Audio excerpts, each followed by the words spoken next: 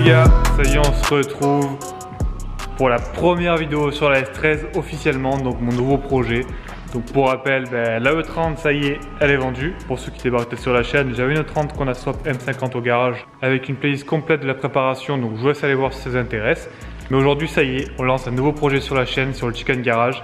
Donc vous l'avez vu il n'y a pas longtemps, on l'a annoncé. La nouvelle S13, pourquoi je dis nouvelle? Parce que déjà on a une première S13 ici qui est en cours de swap SR20 DET, celle d'Alex. Joli feu tuning monsieur là. Et la seconde qui est ici, c'est une S13 dans laquelle on a greffé un V8 1UZFE. Donc V8 Lexus. Si ça vous intéresse, je ne vais pas trop m'étaler là-dessus, mais allez checker la playlist, c'est hyper intéressant, on a tout détaillé. Et puis ceux qui kiffent les prépas slipper ou quoi, les gars, franchement, elle est faite pour vous. On est le 28 novembre 2023, il est 19 h.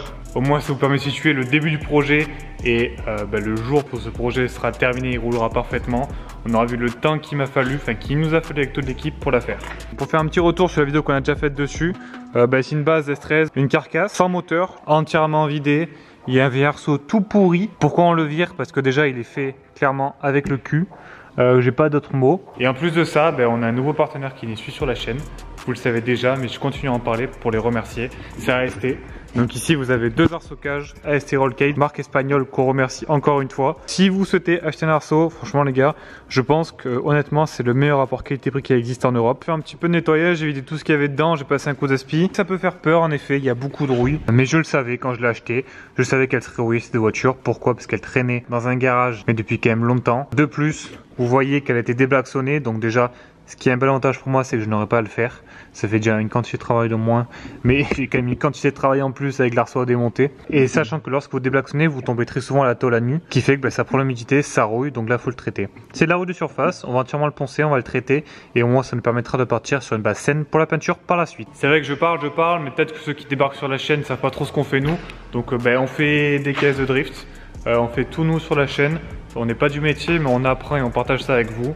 On commence à avoir un petit peu d'expérience, ça fait quand même plusieurs voitures. Déjà la S13 1UZ que je vous ai montré et une autre qui est là depuis bien plus longtemps, une Lexus ISD 100 pareil qui a le même moteur qu'on a mis dans celle-ci, donc un V8 qui va aller justement, hop, j'introduis le projet dans celle qui est juste à côté là. Qui va rester de côté, peut-être ne servira plus ou peut-être que vous la verrez pas sur la chaîne, mais en tout cas Lilian, on a un peu le même projet ensemble en même temps. Moi je fais cette voiture là, lui fait celle-ci, voilà une nouvelle Lexus IS 200. Ce projet là sera pour le drift, ce sera entièrement une pistarde. C'est pour cette raison que je voulais une carcasse, je voulais pas de moteur, je voulais pas de carte grise, entre guillemets je m'en foutais un peu.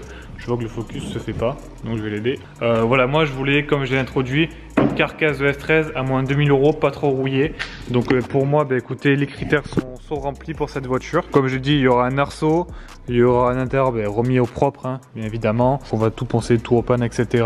Plus de l'arceau, on aura donc le réservoir à l'arrière. Là-bas, on fera une structure métallique pour le soutenir entre les longerons. On isolera ça proprement pour pas qu'il y ait de fumée qui rentre dans l'habitacle. Il y aura un extincteur. En fait, l'objectif ici, c'est vraiment de construire une voiture type, je ne dis pas qu'elle fera de la compétition, mais type compétition. Parce que je pense que quitte à faire une voiture avec autant de préparation, autant de budget, c'est bête qu'elle ne soit pas aux normes. Parce que si un jour on s'incruste sur une manche du championnat français, espagnol ou bien d'autres, ce serait dommage d'être bloqué à cause d'un arceau qui n'est pas homologué, à cause d'un extincteur manquant, etc. Pour moi, et on a un petit peu la même philosophie avec celle de Lilian, c'est de faire quelque chose qui est de base bien fait, de plus qui est homologué et de 3 qui est efficace. En parlant d'efficacité, le projet niveau motorisation, pour l'instant je le garde encore un petit peu secret. Peut-être que je vous lâcherai une petite info à la fin de la vidéo. L'objectif de cette voiture, ce sera d'avoir 350-400 chevaux. Je cherche pas à avoir un truc de 600, 800, 1000 chevaux. Aucun intérêt pour moi. Je suis quand même encore débutant dans le drift. Je préfère mettre le budget non pas dans un moteur de ouf, dans un châssis de ouf. Donc il y aura 4 amortisseurs, les Driftworks CS2. En fait c'est une collaboration entre Driftworks, qui est un peu le drift shop anglais, et HSD, qui sont mis ensemble et qui ont fait une gamme spéciale pour le drift. Donc moi je suis parti sur ça. Pas mal de personnes roulent avec ça et en sont très satisfaits, notamment des gens au championnat. Puis niveau train avant, on aura un train avant grand angle, normalement fat, de marque polonaise, qu'on pourrait comparer à du Wisefab mais low budget. À l'arrière pareil, on n'aura que des tirants réglables. Je vais récupérer ceux de Dorian sur sa S13. Lui il repassera sur des trains origine avec des bons cylindres blocs. Donc au niveau châssis, j'ai vite fait le tour, mais voilà, vous comprenez un peu tout ce qui va y avoir cette voiture. Évidemment, si j'en parle, ce sera fait en vidéo, ce sera monté On expliquera comment on le fait, pour quelles raisons. Si vous êtes curieux des préparations, que ce soit la piste ou plus, je pense que les vidéos qui poursuivront sur cette voiture, ou bien sûr les autres, doivent vous intéresser. À l'avant, on prend une face avant tubulaire, plus tout ce qui est crash bar, etc. c'est obligatoire. À l'arrière également. Voilà, je pense que j'ai fait un tour assez rapide de ce qu'il y a à faire sur le projet. Une voiture de drift simple, efficace, à peu près 400 chevaux. Et je pense que ce sera parfait pour rouler, que ce soit sur les tracks des mouillés qu'on a en France, ou du sec, ou rouler en Andorre qu'on a pu le faire avec celle-ci, et pourquoi pas aussi en Espagne. Voilà, je veux vraiment quelque chose de polyvalent. Je parle pas de budget maintenant, on en parlera plus tard, et au moins vous verrez combien elle me coûte. Et voilà. Bon ben écoutez, dans cette vidéo là, je vais arrêter de parler, on va commencer à bosser. Ce que je vais faire déjà, c'est démonter entièrement l'arceau. Sachant que pour le virer, il n'y a pas que couper les arceaux, il y a aussi découper toutes les platines, les sortir. Une fois que l'arceau démonté, on va s'occuper donc de tout l'intérieur, de traiter la rouille. Ben écoutez, je vais vous poser et on attaque la découpe.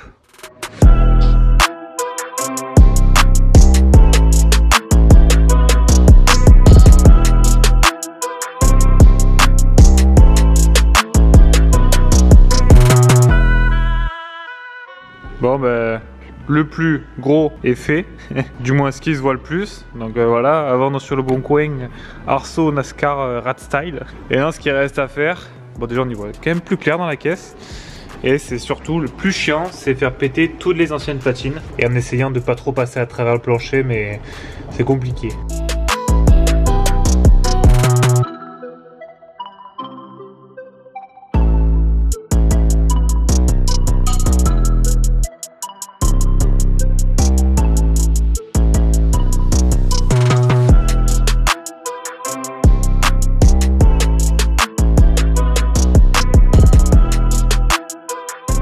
Yo les gars, on se retrouve quelques jours, même quelques semaines après le début de cette vidéo.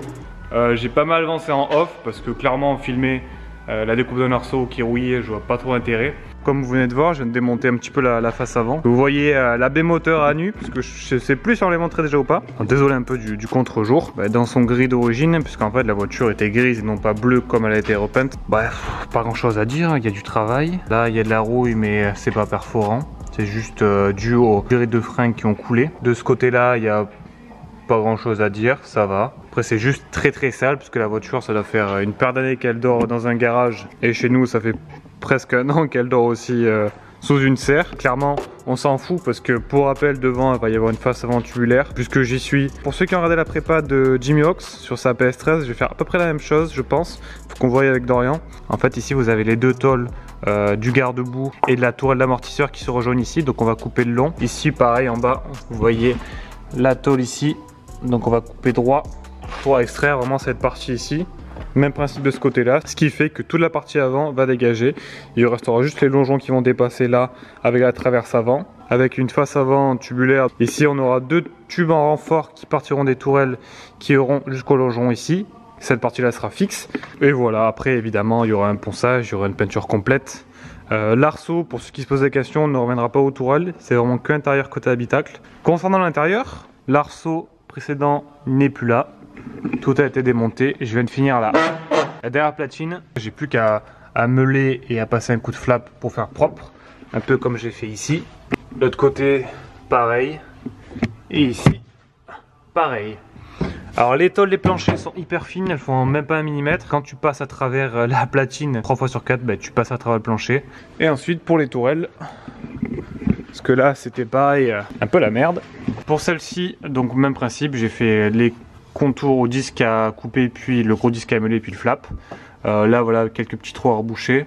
Je mettrai un coup de mastic pour refaire un petit peu plus joli la tourelle. Par contre ici, bah, ça s'est clairement déchiré. On vous montrera sûrement dans la prochaine vidéo comment remplacer une tôle. On va couper, ressouder, poncer pour avoir quelque chose de propre et de costaud. Et les platines qui étaient ici, parce que oui, il y avait le renfort de l'arceau qui partait de l'angle jusqu'à ici. Bon, c'est pas comme ça qu'on fait un arceau. Bon, à vrai dire, avec tout ce qu'ils avaient fait, n'hésitez pas à s'après. Malheureusement, je peux pas l'enlever parce que comme vous voyez, elle est soudée tout au long là et ici. Sauf que si je viens couper ici, je vais couper ma carrosserie.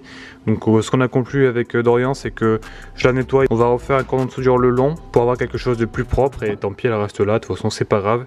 Elle gênera pas pour l'arceau AST. Même fonctionnement ici, on fera la même chose.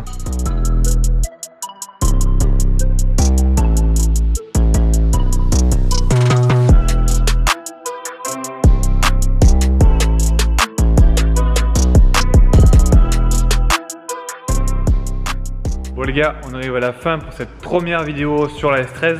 Voilà où est-ce qu'on en est à la fin de cette vidéo. Tout l'arceau a été démonté. Toutes les platines également, et tout a été bavuré, brossé, etc. Et j'ai également brossé cette plaque. Alors cette plaque, pour ceux qui se posent la question, il faut savoir que sur S13, ici vous avez une tôle qui est beaucoup plus haute d'origine, pour faire passer en fait le kata de la ligne d'échappement. Ce que font les gens lorsqu'ils veulent mettre des sièges baquets, soit ils mettent des platines adaptées pour avoir une position assez basse pour ne pas taper dans le plafond de la S13, et je vous raconte même pas les problèmes que ça peut causer lorsque vous avez un arceau, donc vous êtes assis beaucoup trop haut. Ce que font la plupart des gens, c'est qu'ils coupent cette plaque, ils la remplacent par une plaque qui épouse la forme du plancher plutôt classique. Là ça a été fait, encore une fois ça n'a pas été fait dans les règles de l'art, hein, parce qu'on peut voir que voilà quoi, trop compliqué de la remplacer, donc on va la garder. Et ce qu'on va faire avec Dorian, c'est que pareil, je vais remettre un coup plus propre, on va sûrement repointer par-ci par-là, combler les trous qu'il y a, on garde celle-là, au moins déjà un truc de moins à faire. Et vous allez me dire oui, mais du coup les baquets là, il n'y a plus les fixations. Alors comment on va faire? On va faire des fixations de baquets homologués FIA. En fait vous aurez deux tubes qui partiront de part et d'autre, et le baquet viendra se poser dessus. Je les ai déjà achetés chez M-Tuning, notre partenaire. Et pourquoi plutôt les avoir achetés que les avoir fait soi-même, parce qu'en soi c'est que du tube carré des platines, parce qu'au moins là je suis sûr que ça répond aux normes de l'annexe J, donc les normes FIA. Ce qui fait qu'il y aura un set ici, un set pour le passager. Dans la prochaine vidéo on va s'occuper de la roue, c'est-à-dire qu'on va entièrement brosser le plancher, même un peu plus haut au niveau des passages roues arrière parce qu'ils sont un petit peu corrodés. On va découper et faire des tôles de remplacement pour les endroits où la rouille était perforante, notamment au niveau de la tourelle arrière, au plancher passager et du longeron. On va sûrement le faire je pense dans cette vidéo également. Et ensuite il y aura un traitement anti-rouille complet que j'ai acheté sur Peinture Voiture. Donc tout ça on vous le montrera dans la prochaine vidéo. Et comme promis, si vous êtes encore là, c'est que vous avez capté que je donnerai des informations concernant le moteur de cette voiture. Alors je vais pas parler du moteur, je vais parler de la boîte. Et il y aura une boîte BMW. Et comme vous pouvez voir, on a fait un petit peu de stock.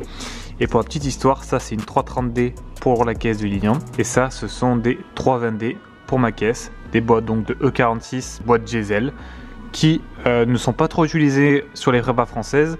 Mais en Pologne ça se fait de plus en plus, parce que niveau prix, ben là une boîte comme ça c'est environ 250-300 euros. Là j'ai eu les deux pour 100 euros la paire. On dit que ces boîtes là tiennent 1000 Nm et on dit que ces boîtes là tiennent 600 Nm. Donc clairement pour ma prépa ce sera suffisant. Et si je vois que je vais que casser des boîtes, ben vous avez vu que niveau corps de boîte de vitesse ce sont exactement les mêmes, donc je passerai à ce moment là. C'est une boîte de 330D, mais j'ai envie d'essayer avec ce setup là et pourquoi pas créer une alternative aux boîtes de 330D. Encore une fois, merci d'avoir suivi la vidéo jusqu'à la fin et écoutez, à bientôt et abonnez-vous. Ciao les gars.